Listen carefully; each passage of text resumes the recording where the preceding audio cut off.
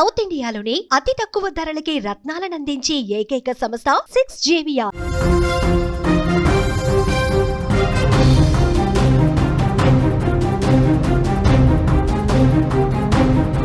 పంజాబ్ను భారీ వరదలు ముంచితే 37 సంవత్సరాల తర్వాత పంజాబ్కు ఈ స్థాయిలో వరదలు వచ్చాయి. వరదల బారిన పంజాబ్లోని 23 జిల్లాలు పడ్డాయి. నీట మునిగాయి 1,48,000 హెక్టార్ల పంట. వరదలకు మొత్తం 30 మంది చనిపోయినట్టుగా సమాచారం వస్తుంది. 3.5 లక్షల మంది సహాయక చర్యలు కొనసాగుతున్నాయి. విద్యా సంస్థలకు అక్కడ సెలవు ప్రకటించారు. సైన్యం, ఎన్డీఆర్ఎఫ్ బృందాలు సాయం కూడా తీసుకుంటూ ఉన్నారు.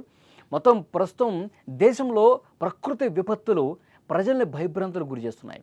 ఒకప్పుడు ఊహించని వాతావరణ పరిస్థితులు, అకస్మాత్తుగా వచ్చే వరదలు, కనీ విని ఎరుగని వర్షాలు, ఇవి కేవలం కథలు కాదు, కళ్ళ ముందు జరుగుతున్నటువంటి ప్రస్తుతం వాస్తవాలు. ఉత్తరాది రాష్ట్రాలను భారీ వర్షాలు అతలాకుతలం చేస్తున్నాయి. అకాల వర్షాలు, నదుల ఉప్పెనతో లక్షలాది మంది ప్రజలు రోడ్డును పడ్డ పరిస్థితుంది. గత కొంతకాలంగా దేశంలోని వివిధ రాష్ట్రాల్లో వరదలు సృష్టిస్తున్న విలయం మనకు తెలుసు. ఇప్పుడు పంజాబ్ వంతు వచ్చింది. 37 సంవత్సరాల్లో ఎప్పుడూ చూడని విధంగా విపత్తు, అక్కడ వరదలు విషాదాన్ని నింపుతున్నటువంటి పరిస్థితుంది. పంజాబ్ రాష్ట్రం ప్రస్తుతం ఒక కన్నీటి సముద్రంలా కనిపిస్తోంది.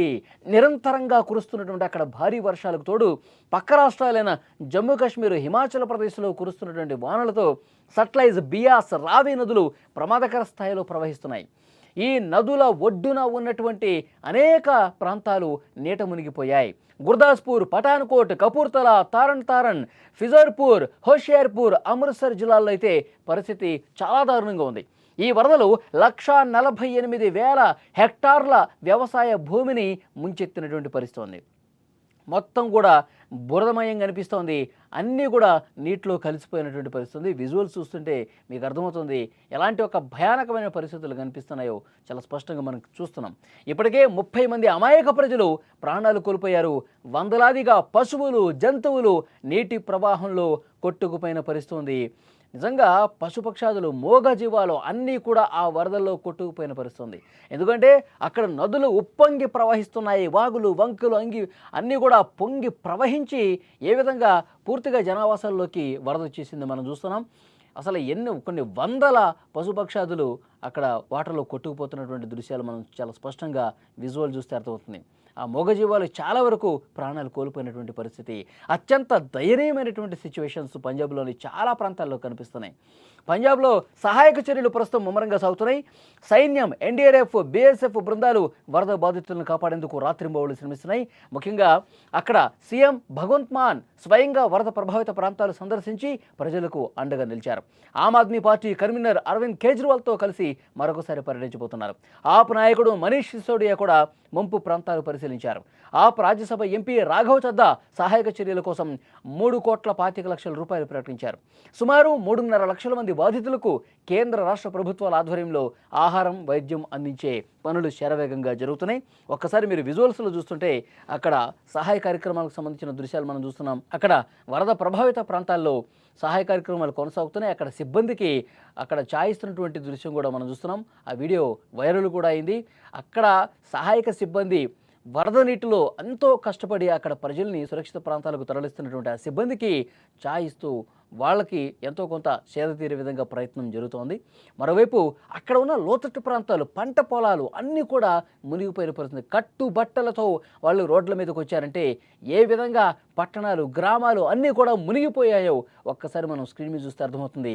ఇప్పటి వరకు అధికారిక లెక్కల ప్రకారమే 30 మంది చనిపోయారు. కొన్ని వందల పశుపక్షాదులు వాటర్లో కలిసిపోయినటువంటి పరిస్థితి ఉంది. ఇక్కడ సామూహిక భోజన కార్యక్రమం జరుగుతుంది. వరద బాధితులకు వరుసగా ఆ విధంగా కింద కూర్చోబెట్టి భోజనం ఏ విధంగా పెడుతున్నారు మనం చూస్తున్నాం. అంటే అక్కడ ఆకలితో ఆమటిస్తున్నారు. పూర్తిగా ఇళ్ళు మునిగిపోయినాయి. నిత్యావసరాలన్నీ కూడా కొట్టుకుపోయినాయి. కట్టుబట్టలతో రోడ్డున పడ్డ వాళ్ళందరికీ కూడా అక్కడ సామూహిక భోజన కార్యక్రమం జరుగుతోంది. విజువల్స్లో చూస్తే మనకు అర్థమవుతుంది. కొన్ని వందల మంది రోడ్ల మీదకి ఏ విధంగా వచ్చారు. తమ ఇళ్ళన్నీ కూడా కొట్టుకుపోయి, తమ అవసరాలన్నీ కూడా కొట్టుకుపోయినటువంటి పరిస్థితి కనిపిస్తోంది. ఇంట్లో పెట్టుకున్నటువంటి అనేక వస్తువులు ఇల్లే కొట్టుకుపోతే సామాన్లన్నీ కూడా వాటర్ పూర్తిగా వాటర్లో కొట్టుకుపోయిన పరిస్థితుంది. తాము ప్రేమగా పెంచుకున్నటువంటి ఆ పశువులు కూడా ఈ విధంగా కొట్టుకుపోతున్నాయి వాటర్లో. అవి చూస్తుంటేనే కన్నీళ్ళు వస్తున్నాయి మనకి. ఆ మూగజీవాలు తమ ప్రాణాలను దక్కించుకోవడం కోసం పోరాడుతున్నటువంటి సిచ్యువేషన్ కనిపిస్తుంది. దాదాపు చాలా గ్రామాల్లో కూడా ఇదే సిచ్యువేషన్ కనిపిస్తుంది. సహాయ కార్యక్రమాలు జరుగుతున్నాయి కానీ ఇంకా సరిపోవట్లేదు. ఇంకా సహాయక సిబ్బంది పెంచాలని చెప్పి కోరుతా ఉన్నారు. చాలా గ్రామాల్లో కూడా పూర్తిగా అందరూ కూడా కట్టుబట్టలతో రోడ్డున పడ్డ పరిస్థితుంది. 1988లో అంటే 37 సంవత్సరాల క్రితం పంజాబ్ను ఒక భయంకరమైనటువంటి జలప్రళయం ముంచెత్తిందండి. ఎడతెరిపి లేనటువంటి వర్షాలకు తోడు అప్పుడు సట్లైజ్ నది పొంగి ప్రవహించడంతో నది కట్టలు తెగిపోయాయి. ఆనకట్టల నుంచి విడుదలైన నీరు వేలాది గ్రామాలు చుట్టుముట్టింది. ఈ విపత్తుతో సుమారు 10,000 చదరపు కిలోమీటర్ల ప్రాంతం పూర్తిగా నీట మునిగింది. దాదాపు 1,200 మందికి పైగా అమాయక ప్రజలు ఆ రోజున ప్రాణాలు కోల్పోయారు. మళ్ళీ ఆ స్థాయి వరదలు ఇప్పుడు వస్తున్నాయి. లక్షలాది ఇళ్ళు, వేలాది గ్రామాలను చిన్నాభిన్నం చేసిన పరిస్థితుంది. లక్షల హెక్టార్ల పంట భూములు ధ్వంసమయ్యాయి. ఆనాటి వరదలు పంజాబ్ చరిత్రలో ఒక విషాదకర అధ్యాయంగా మిగిలిపోతే ఇప్పుడు మళ్ళీ దాన్ని తలపించే విధంగా వరదలు మళ్ళీ రాష్ట్రాన్ని ముంచెత్తిన పరిస్థితుంది. అలాంటి వరదలే ప్రస్తుతం కనిపిస్తున్నాయంటూ అక్కడ ఉన్న స్థానికులు, అప్పుడు వరదలను చూసిన వాళ్ళు మాట్లాడుతున్నటువంటి పరిస్థితి ఉంది. 2025 సంవత్సరం ప్రకృతి విపత్తుల విషయంలో ఒక చీకటి సంవత్సరంగా మిగిలిపోయే పరిస్థితి ఉంది. ఈ ఏడాది ప్రారంభం నుంచే దేశం వివిధ రకాల ప్రకృతి విపత్తులకు గురైంది. అకస్మాత్తుగా వచ్చే వరదలు, విలయతాండవం చేసే తుఫాన్లు, క్లౌడ్ బర్స్ట్లు కొన్ని ప్రాజెక్టులను చిగురుటాకుల్లా వణికించిన పరిస్థితి. పంజాబ్లో జరిగినటువంటి జలప్రళయం, అంతకుముందు హిమాచల్ ప్రదేశ్, ఉత్తరాఖండ్, బీహార్లో జరిగిన విపత్తులు ప్రజల్ని ఏ విధంగా కలవరు పెట్టాయో మనం చూసాం. ఇక్కడ మన తెలుగు రాష్ట్రాలను కూడా గజగజ వణికించాయి. కామారెడ్డి లాంటి ప్రాంతాలు ఏ విధంగా మునిగిపోయాయో మనం చూసాం. సో ప్రకృతి విపత్తు దేశవ్యాప్తంగా ఉంది. ఈ రాష్ట్రం ఆ రాష్ట్రం కాదు. కాశ్మీర్ నుంచి కన్యాకుమారి వరకు ఎక్కడ చూసినా వరదే కనిపిస్తుంది. ఏ ప్రాంతం చూసినా జలమయమైపోయినటువంటి పరిస్థితి ఉంది.